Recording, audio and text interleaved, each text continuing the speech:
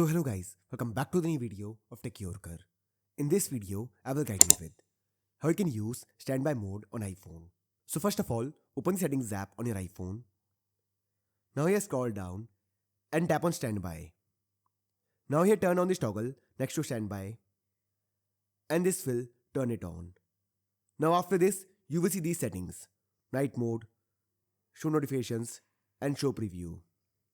You can change these settings as per your preference. For example, I have night mode enabled and also show notifications is enabled. Now after this, go back to the home screen. Now lock your iPhone.